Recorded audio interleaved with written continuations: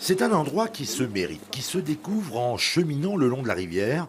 Ici, la nature retrouve ses droits et impose ses règles. Sur cette première réserve de vie sauvage, pas de pêche, pas de chasse, pas de cueillette, encore moins de feu. La faune et la flore, rien que ça.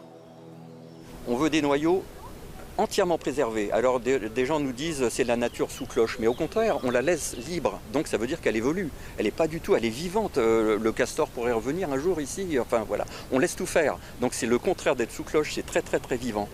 C'est l'ASPAS, l'association pour la protection des animaux sauvages, qui est à l'origine de cette réserve inaugurée par le comédien et réalisateur Jacques Perrin. Un parrain investi et convaincu qui a déjà eu l'occasion d'inaugurer 2 réserves de ce type dans le département de la Drôme. Quand on laisse la nature libre, elle dessine des perspectives, des paysages formidables. Donc cette réserve du Trégor, c'est pour le bien commun. C'est pas réservé à quelques-uns. Non, c'est une ouverture. Venez voir comme c'est beau la rivière. Venez voir comme ces arbres qui se penchent comme ça sur l'onde. Qu'est-ce que c'est agréable. Si cette réserve a pu voir le jour, c'est aussi grâce à une donation. L'ancienne propriétaire des lieux a su joindre le geste à ses convictions propres.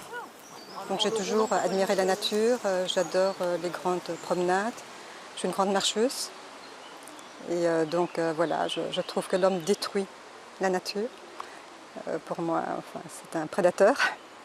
Et donc mon souhait, c'est qu'elle soit préservée. La nature n'a pas besoin de l'homme, elle se régule toute seule. Dans les prochaines semaines, des gardes veilleront au bon respect de cet espace de liberté pour que s'y réveille une biodiversité, car la nature aussi a le droit de voir la vie en bleu.